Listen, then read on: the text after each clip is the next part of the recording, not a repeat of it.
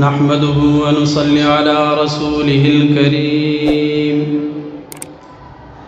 أما بعد فأعوذ بالله من الشيطان الرجيم بسم الله الرحمن الرحيم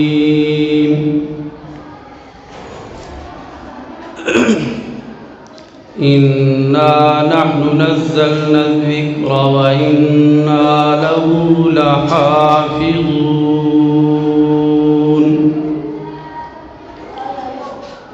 وقال النبي صلى الله عليه وسلم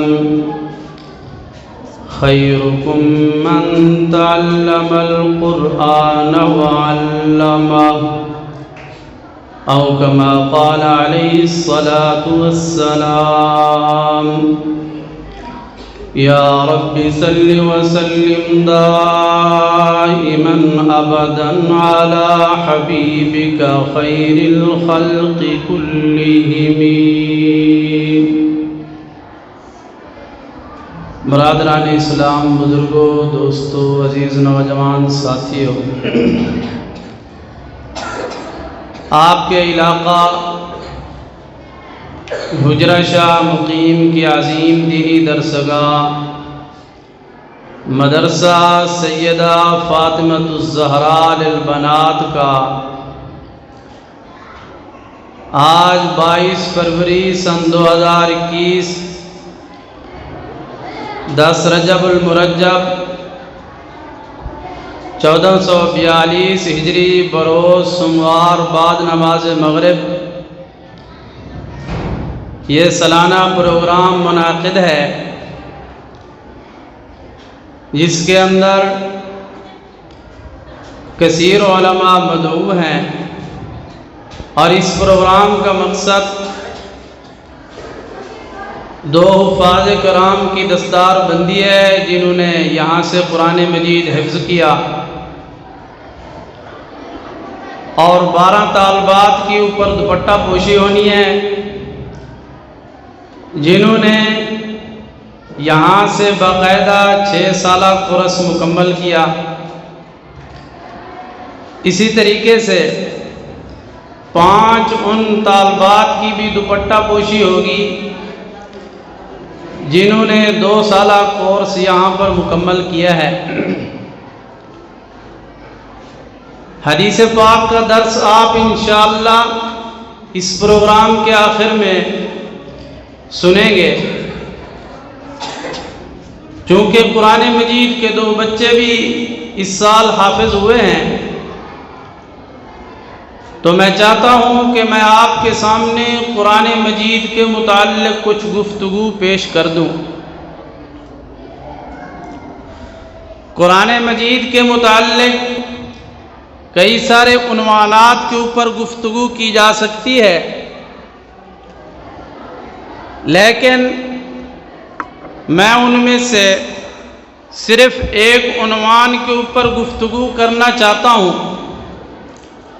آج مطالبات کی دنیا ہے، ہر آدمی کو اپنے اپنے مطالبات کی فکر لگی ہوئی ہے. یہاں قرآن مجید بھی بول پڑتا ہے. قرآن کہتا ہے میرے بھی کچھ حقوق ہیں، میرے بھی کچھ مطالبات ہیں، میرے بھی مطالبات کو پورا کیا جائے. علماء نے لکھا قرآن مجید کے 5 حق ہیں. جب تک کوئی بندہ ان 5 حقوق کو پورا نہیں کرتا، اس وقت تک وہ بندہ عامل قرآن کہلانے کا حقدار نہیں ہے، وہ بندہ عامل قرآن کہلانے کا حقدار نہیں ہے. یہ 5 حقوق آپ کے سامنے مختصراً ذکر کر کے پھر ہم انشاءاللہ عشاء کی نماز پڑھیں گے. سب سے پہلا حق قرآن کریم کا سب سے پہلا قرآن کریم کا حق کیا ہے؟ سب سے پہلا حق ایمان بالقرآن ہے کہ ایمان ہمارا قرآن مجید کے اوپر ہو. ایمان کے اندر کتنی چیزیں شامل ہیں؟ نمبر 1 یہ قرآن کلام خدا ہے. نمبر 2 یہ قرآن کریم سیرت مصطفیٰ ہے. نمبر 3 یہ قرآن کریم کتاب ہدا ہے. سب سے پہلی بات یہ قرآن کریم کلام خدا ہے، باقی جتنی آسمانی کتابیں آئی ہیں وہ صرف کتاب ہے، یہ کلام اللہ ہے، باقی صرف کتاب اللہ ہیں، یہ کلام اللہ بھی ہے، یہ کتاب اللہ بھی ہے۔ کلام اور کتاب کے اندر فرق کیا ہے؟ کلام کہتے ہیں جو بولی جائے، کتاب کہتے ہیں جو لکھی جائے۔ باقی ساری کتابیں لکھی ہوئی آئی ہیں، تورات بھی لکھی ہوئی آئی، زبور بھی لکھی ہوئی آئی، انجیل بھی لکھی ہوئی آئی، لیکن قرآن کریم کا اللہ نے خود کلام کیا ہے۔ یہی وجہ ہے چونکہ قرآن کریم کی خود اللہ نے کلام کی ہے، اس لیے باقی ساری کتابوں کے اندر تبدیلی ہو گئی، لیکن قرآن پاک کے اندر تبدیلی نہیں ہوئی۔ کیوں؟ اس لیے کہ اللہ کی ذات بے عیب ہے، اس کی کلام بھی بے عیب ہے، اللہ کی ذات بھی باقی ہے، اس کی کلام بھی باقی ہے، اللہ کی ذات بھی ہمیشہ ہے، اس کی کلام بھی ہمیشہ ہے۔ چونکہ یہ کلام اللہ ہے اس لیے اس کی حفاظت کا ذمہ بھی اللہ تعالیٰ نے خود لیا ہے۔ فرمایا اِنَّا نَحْنُ نَزَّلْنَا الذِّكْرَ وَإِنَّا لَهُ لَحَافِظُونَ، اس قرآن کریم کو ہم نے اتارا ہے اس لیے ہم خود ہی اس کی حفاظت کریں گے۔ چنانچہ اللہ نے قرآن مجید اتار کر حفاظت کی، جبریل امین نے آپ صلی اللہ علیہ وسلم تک پہنچا کر حفاظت کی، آپ علیہ السلام نے پوری امت تک پہنچا کر حفاظت کی، صحابہ کرام نے اپنے جان کے نذرانے دے کر حفاظت کی، اہل بیت نے خون کے اندر لت پت ہو کر کے قرآن کی حفاظت کی ہے۔ تو اس قرآن کریم کی صحابہ کرام سے حفاظت ہوتے ہوئے اور تابعین سے حفاظت ہوتے ہوئے یہ قرآن کریم ہم تک پہنچا ہے۔ اور یہ قرآن کریم سیرت مصطفیٰ بھی ہے کہ جو قرآن کریم کا متن ہے آپ علیہ السلام اس کی تشریح ہے۔ اگر قرآن نور ہے آپ سراج منیر ہیں، اگر قرآن رحمت ہے آپ علیہ السلام رحمت للعالمین ہیں۔ یہی وجہ ہے سیدہ عائشہ الصدیقہ رضی اللہ تعالی عنہا سے کسی نے پوچھا امی جان ہمیں آپ علیہ السلام کے اخلاق تو بتائیں۔ فرمایا کیا تم اللہ کا قرآن نہیں پڑھتے ہو؟ کہا میں اللہ کے قرآن تو ہم پڑھتے ہیں لیکن ہمیں سمجھ نہیں آتی۔ فرمایا کان خلقہ القرآن، سارا کا سارا قرآن کریم آپ علیہ السلام کے اخلاق سے بھرا ہوا ہے۔ تو یہ قرآن کریم سیرت مصطفیٰ بھی ہے اور یہ قرآن کریم کتاب خدا بھی ہے۔ علماء نے لکھا فرمایا قرآن کریم کی مثال بارش کی طرح ہے، جیسے بارش آسمان سے آتی ہے ایسے قرآن پاک بھی آسمان سے آیا ہے۔ جیسے بارش صاف ستھری ہے ایسے قرآن کے احکام بھی صاف ستھرے ہیں۔ پھر جب یہ بارش زمین کے اوپر آتی ہے، اب زمین دو طرح کی ہے، بعض زمینیں تو ایسی ہیں جو بنجر زمین ہے، بیکار زمین ہے، اس کے اوپر پانی گرے تو وہ جمع ہو کر بدبودار بن جاتا ہے۔ کچھ زمینیں ایسی ہیں جن کے اوپر پانی پڑے تو وہاں سے فصل اور انگوریاں پیدا ہوتی ہیں۔ فرمایا قرآن کریم کی بارش ابو جہل ابو لہب کے اوپر پڑی، اس کی زمین بیکار ہو چکی تھی، اس کو کچھ فائدہ نہیں ہوا، لیکن اس قرآن کی بارش جب صحابہ کرام کے اوپر پڑی ہے، ابو بکر پر پڑی تو صدیق بن کر آیا، عمر پر پڑی تو عادل بن کر آیا، ذی النورین پر پڑی تو عثمان غنی بن کر آیا۔ حضرت علی رضی اللہ تعالی عنہ کے اوپر اس قرآن کی بارش پڑی ہے تو حیدر کرار بن کر آیا، حضرت حمزہ کے اوپر اس قرآن کی بارش پڑی تو سید الشہداء بن کر آئے ہیں۔ تو یہ قرآن کریم سیرت مصطفیٰ بھی ہے اور کتاب خدا بھی ہے۔ تو سب سے پہلا حق قرآن کریم کا یہ ہے کہ اس قرآن کے اوپر ہم ایمان لائیں۔ قرآن کریم کا دوسرا حق کیا ہے؟ ہم اس قرآن کریم کی تلاوت کریں۔ ہم قرآن کے اوپر ایمان تو لے آئے ہیں، اب دوسرا حق یہ ہے اس قرآن کریم کی تلاوت کریں۔ میں بتاتا ہوں اس قرآن کی تلاوت کا کتنا فائدہ ہے۔ باقی جتنی کتابیں ہیں وہ صرف قوانین کی کتابیں تھیں، تورات کو الماری میں رکھ دیا گیا، جب ضرورت پڑی مسئلہ دیکھا پھر اپنی جگہ رکھ دیا گیا۔ باقی ساری کتابیں تلاوت نہیں ہیں، لیکن قرآن کریم یہ کتاب تلاوت بھی ہے۔ حضرت علی المرتضیٰ شیر خدا روایت بیان کرتے ہیں، فرمایا اللہ کے حبیب صلی اللہ علیہ وسلم نے فرمایا جو بندہ اس قرآن کا ایک حرف نماز کے اندر کھڑے ہو کر پڑھتا ہے اس کو 100 نیکیوں کا ثواب ملتا ہے، اگر بیٹھ کر نماز میں ایک حرف پڑھتا ہے اس کو 50 نیکیاں ملتی ہیں، اگر نماز سے باہر باوضو ہو کر قرآن کی تلاوت کرتا ہے اس کو 25 نیکیوں کا ثواب ملتا ہے، اگر یہ بے وضو ہو کر پڑھتا ہے تو بھی اس کو 10 نیکیوں کا ثواب ملتا ہے، اور جو بندہ پڑھتا نہیں ہے صرف سننے والے کی طرف کان لگاتا ہے ایک ایک حرف کے اوپر اللہ تعالیٰ اس کو بھی ایک نیکی سے نواز دیتے ہیں۔ تو یہ قرآن کریم یہ تلاوت کی کتاب ہے۔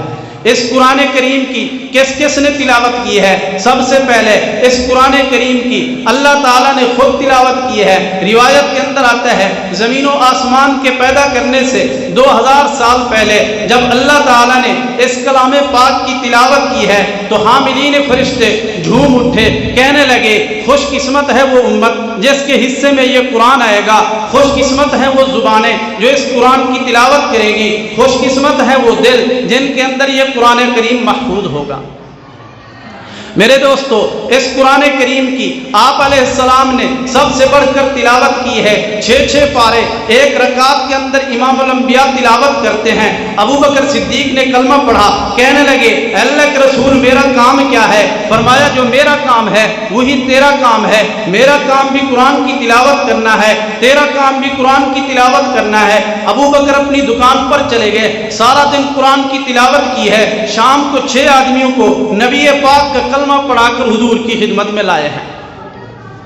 حضرت عمر رضی اللہ تعالیٰ عنہ اس قرآن کی تلاوت سن کر مسلمان ہوئے ہیں۔ حضرت عثمان غنی کی ساری زندگی اس قرآن کی تلاوت کے ساتھ گزری ہے، آپ مسلمان ہوئے ہیں سامع قرآن بن کر، آپ نے زندگی گزاری ہے قاری قرآن بن کر، آپ نے دور حکومت گزارا ہے ناشر قرآن بن کر، آپ نے جب اس دنیا سے رخصت ہوئے ہیں تو پھر شہید قرآن بن کر گئے ہیں۔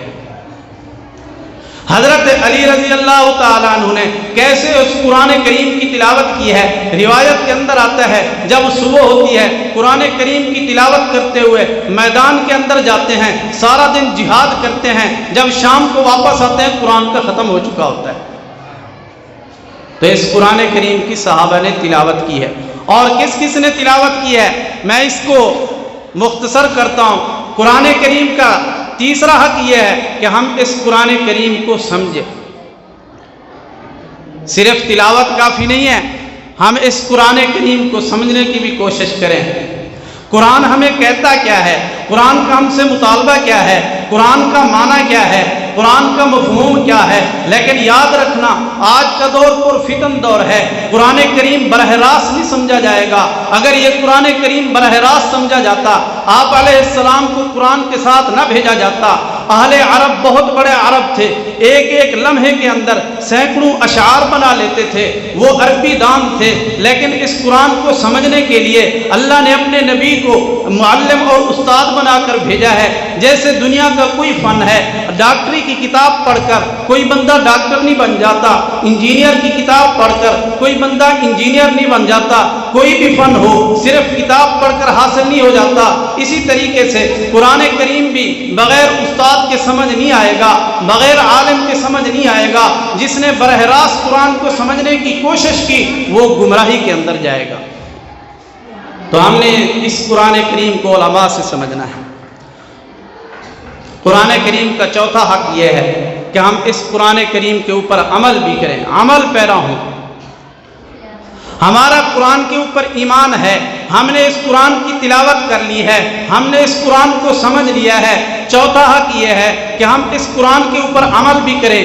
اگر ہمارا قرآن کے اوپر عمل ہوتا، آج ہم قرآن کو مان کر سود نہ کھاتے، ہم قرآن کو مان کر رشوت نہ کھاتے، ہم قرآن کو مان کر شراب اور جوئے کے قریب نہ جاتے، ہم قرآن کو مان کر یہ سارے کام کر رہے ہیں، اس لیے آج ہم ذلیل و رسوا ہو رہے ہیں۔ اور کتنے افسوس کے ساتھ کہنا پڑتا ہے کہ اگر ہمارا قرآن کے اوپر عمل ہوتا پھر یوں نہ ہوتا کہ مسلمانوں کا ملک ہے، عدالت بھی مسلمانوں کی ہے، جج بھی مسلمان ہے، مدعی بھی مسلمان ہے، ملزم بھی مسلمان ہے، لیکن جب فیصلہ آتا ہے وہ قرآن کے خلاف آتا ہے۔ تو ہمارا قرآن کے اوپر عمل نہیں رہا۔ پانچواں قرآن کریم کا حق یہ ہے کہ اس قرآن کی تبلیغ بھی کی جائے، اس قرآن کی اشاعت بھی کی جائے۔ شاہ ولی اللہ محدث دہلوی رحمہ اللہ نے لکھا، فرمایا کہ اس قرآن کی اشاعت کے لیے 4 جماعتوں کا ہونا ضروری ہے۔ ایک جماعت علماء اور مشائخ کی ہو جو اس قرآن کریم کو پڑھ کر واعظ و نصیحت کے ذریعے سے اس قرآن کی تبلیغ کریں، اس قرآن کی اشاعت کریں۔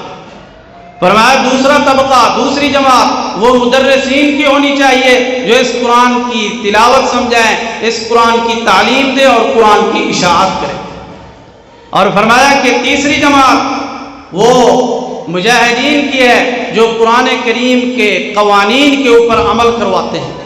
اور چوتھی جماعت ان 3 جماعتوں کی معاون ہے کہ کچھ لوگ ایسے بھی ہونے چاہیے جو ان 3 جماعتوں کی معاونت کریں، صدقات خیرات کے ساتھ ان کے ساتھ تعاون کریں۔ یہ بھی آپ کا ادارہ ہے، یہ بھی اشاعت قرآن کے اندر حصہ لے رہا ہے، آپ اپنے صدقات خیرات کے ساتھ اس کے ساتھ بھی تعاون کیا کریں۔ دعا ہے اللہ تبارک و تعالیٰ سے کہ اللہ تعالیٰ مجھے اور آپ کو قرآن کریم کے ان 5 حقوق کے اوپر عمل کرنے کی توفیق نصیب فرمائے۔ وآخر دعوانا ان الحمدللہ رب العالمین۔